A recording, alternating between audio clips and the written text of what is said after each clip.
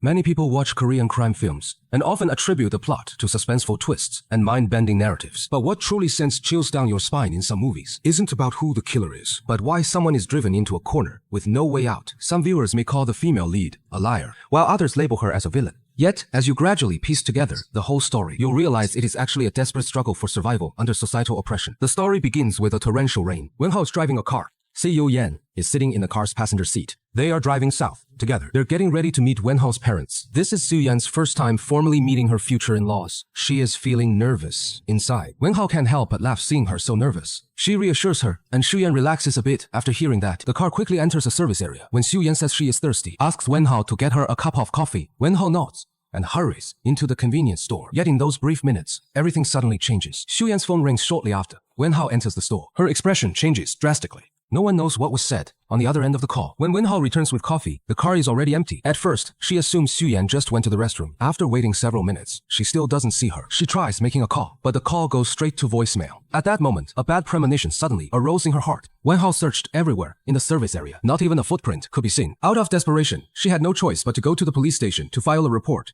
But the police told her they couldn't file a case for an adult missing for less than a day. They could only register the information and ask her to go home and wait for updates. With the wedding just around the corner, the bride suddenly vanished. Wenhao was on the verge of a complete breakdown. She returned to Seo Yan's place, hoping to find any clues left behind. But upon opening the door, she discovered the house had been completely tidied up, as if prepared to leave long ago. Just as she was at a loss, her phone suddenly rang. It was a call from the bank. They said Seo Yan had applied for a credit card, but during the review process, they found she had a bankruptcy record, so her personal confirmation was needed. Wenhao was stunned upon hearing this. She had never heard Seo Yan mention any bankruptcy. What is even stranger is that the bank staff said that call was made from the service. The call was made to Seo Yan, meaning her disappearance is likely related to this matter. Days turned into weeks in the blink of an eye. Wenhao had searched almost everywhere, but there was still no trace. Left with no choice, she went to Seo Yan's workplace. Her colleague said she hadn't shown up for days, and no one knew where she'd gone. The more Wenhao thought about it, the more suspicious it seemed. She requested Seo Yan's resume from HR, planning to investigate her past. But when Wenhao started verifying the details, she was stunned. The companies listed on the resume were untraceable, either non-existent or long bankrupt. This meant her work history was likely fabricated. Things were getting stranger. Wenhao had no choice but to follow the bankruptcy records. She tracked down the agent who handled the bankruptcy case, hoping to uncover the truth. The agent pulled out old files. Tell her Seo Yan owed a substantial debt back then. It started with just a 350,000 credit card overdraft, but she couldn't pay it back. To cover the shortfall, she kept applying for new credit cards.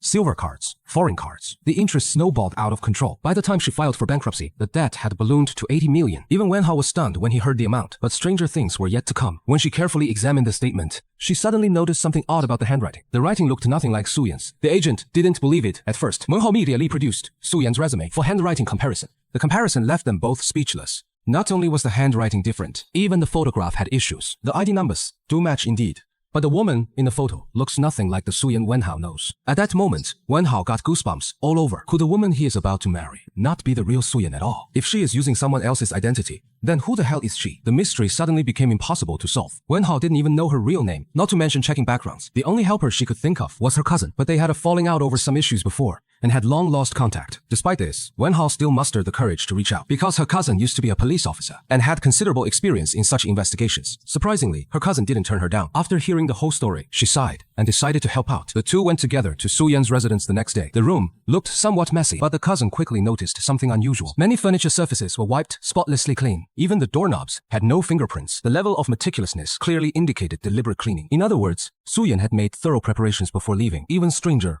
there were hardly any personal belongings in the house. No family photos, no contact information of friends, not even a single letter. A life of solitude. It was eerily clean, as if she never existed. The more the cousin looked into it, the more suspicious he became. She said, there are only two possibilities for this situation. Either this person is extremely reclusive, or she's deliberately erasing her past. Next, the two investigated her social connections. The result was shocking. She had no family or friends. Even her so-called colleagues were merely nodding acquaintances. It was as if this person had suddenly appeared in the world. The more Wenhao investigated, the more confused he became. She couldn't help but ask herself, who exactly was this woman who stayed by her side every day? If her identity was fake, then why did she get close to me? To figure out who this woman really is, the cousin decided to start the investigation with the real Seo Yan. She first contacted her former colleague, who worked at the police station, asking for help in retrieving Seo Yan's past records. Before long, a complete set of information was laid out before her. Work history, residential address, social records, bank card usage. Almost everything was there. The cousin followed these leads one by one to investigate, eventually narrowing the target down to an apartment Xuyan once rented, a somewhat old rental building. When the two arrived at the door, the landlord said no one had lived here for a long time, only leaving an inconspicuous old box in the corner. The cousin walked over and opened the box. There was nothing valuable inside. During the process of searching through it, a small card caught her attention. It was an old medical card from a plastic surgery clinic. Xuyan's name was clearly printed on it. The next day,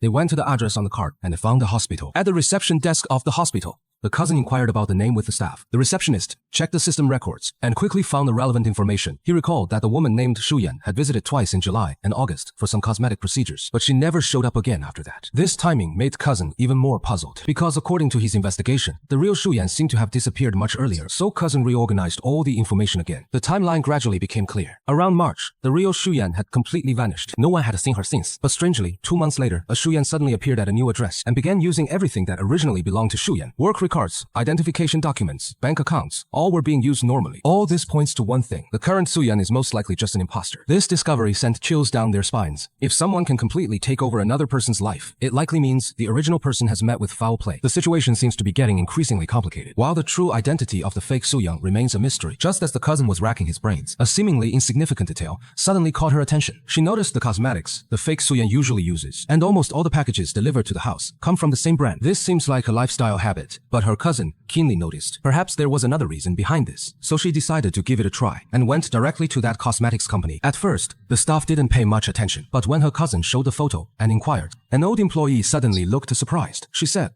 they had seen this woman before, but she wasn't called Xuyan at that time. After searching through the company archives, her real name was finally uncovered. Mishi. It turned out Mishi had worked at this company for some time, but suddenly resigned and left without notice. What is more shocking is that my cousin also discovered. During her employment, Mishi secretly copied client data, and one of them was exactly Xuyan's personal information. At this point, the mystery gradually unraveled. Mishi obtained all of Xuyan's personal information through her work connections, then seized the right moment to replace her. From then on, she continued living as someone else. But this led to an even more terrifying question emerging. Where is the real Xuyan? If Mishi could completely take over her life, it would mean Xuyan was most likely already murdered. At this thought, both the cousin and Wenhao fell silent. Wenhao was especially stunned, frozen in place. He had known Xuyan for many years. Their bond had grown too deep to sever. Yet now he is told the love of his life might be a cold-blooded murderer. This blow was nearly devastating for him. Despite the mounting evidence, Wenhao stubbornly refused to believe it. He kept repeating, maybe there is another explanation. One late night, Wenhao received a mysterious call, but the caller remained silent. After connection, only silent breaths remained. Although the other party didn't say a word, Wenhao had a strong intuition that it was Mixi. That familiar silence almost convinced him.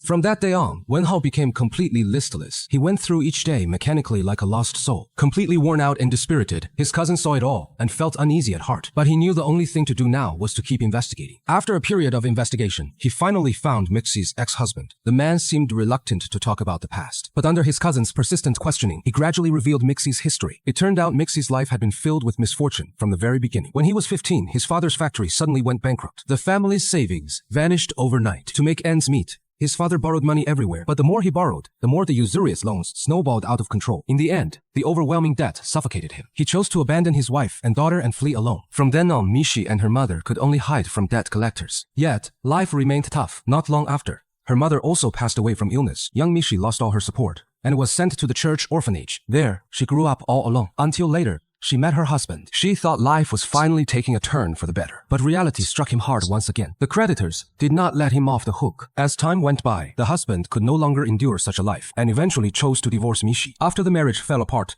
Mishi was left with almost no way out and could only go to Masan to seek refuge with her sister. After cousin and Wenhao learned this clue, they immediately rushed to Masan to search for her sister. He told the two of them, actually, he hadn't seen Mishi for many years either. Back when Mishi came to find him, they had agreed to meet the next day. But no one could have predicted that this wait would last nearly a year. Only later did he learn that during that time, Mishi had been taken by debt collectors and forced to work as a hostess in nightclubs for a whole year, until her debts were slightly eased and she was finally released. Hearing these experiences, even his cousin couldn't help but sigh. Mihi's life seems to have been constantly pushed toward the abyss by fate. Her sister said Mihi became a completely different person after being released. She advised Mihi to start anew in Seoul, far away from all those troubles. And so Mihi left Masan just like that. The next time the sisters met was when Mihi fell ill. By then, she had already been living in Seoul for some time. In Seoul, Mihi got a job at a cosmetics company. It was there that she met Suyan. Suyan is about her age and lives a simple life. She didn't have many relatives or friends. Mishi began deliberately getting close to her. The two gradually became friends. On the surface, They seemed to have a good relationship, but in reality, Mishi had long been secretly observing everything about her. When he felt the time was right, a terrifying plan was set in motion. From then on, the real Shuyan was never seen again, while Mishi continued, living using her identity. As for Shuyan's fate, no one wanted to dwell on it, but the answer seems to be on the tip of our tongues. Hearing this, Wenhao completely broke down. He couldn't accept that the person he deeply loved was actually carrying such horrifying crimes. Meanwhile, the cousin realized something else. Now Mishi can no longer continue using Shuyan's identity. If she wants to keep living, she will definitely seek a new target. So the two immediately checked the client list Mishi had previously contacted. Sure enough, they found someone in the list whose situation closely resembled Shuyan's. Similarly, he had few relatives and rarely interacted with others, and this person had once been in contact with Mixi. The cousin immediately contacted the police to prepare for an arrest operation. At that very moment, Wenhao returned to his pet store. An employee told him a client had ordered a pet cage and asked him to help deliver it. Because the previous victim's experience also seemed related to something similar, a sense of foreboding rose in his heart. Upon learning the client was near the station, Wenhao immediately rushed over. Just then, a familiar figure suddenly appeared in the crowd. Mihi and he locked eyes in an instant. The moment the client saw him, their whole body began to tremble. Mihi immediately sensed something was wrong, but it was already too late. Wenhao had been waiting for him here all along. He even called out the name that once belonged to him, Su Yan. That call carried both anger and reluctance. Before long, the cousin arrived with the police, quickly surrounded Mishi, but Wenhao couldn't help asking the question that had haunted him for years. Mishi's reaction said it all. Seeing him attempt to flee, his cousin immediately gave chase. Mishi desperately ran all the way to the top floor of the station. Standing at the edge, there was no way back. In the distance, a train was roaring toward them. Gazing at the tracks, his face showed neither fear nor struggle, as if the ending had been foreseen all along. In the next second, he leaped forward. The train rushed by, and everything ended in an instant. Mishi's ending was neither capture nor surrender, but a destination he chose for himself. He couldn't return to the past, nor continue the present, nor could he see any future. Perhaps for him, death was the only choice he could still control. Some people's lives are like a train heading into darkness from the very beginning. Mishi might not have been born a villain, but cruel fate step by step drove him to a dead end. After watching the entire story, one can't help but feel a myriad of emotions. What this drama truly aims to convey is not just a tale of serial crimes, but also a profound interrogation of human nature and society. When a person grows up surrounded by poverty, violence, and despair, if no one extends a helping hand, they are likely to be consumed by darkness. Mishi's choices were undoubtedly wrong. He harmed innocent people and ruined his own life. But before he became a murderer, he too was a victim of fate. This is the most poignant aspect of the series. What is truly terrifying is never just the killer alone, but the world that pushes people step by step toward the abyss. It reveals the complexity of human nature far deeper than what meets the eye. After watching, one can't help but wonder, if someone had been willing to lend Mishi a helping hand back then, would his life have turned out completely different? Perhaps we'll never know the answer. But this story at least reminds us, a warm world, perhaps it can truly change many people's destinies.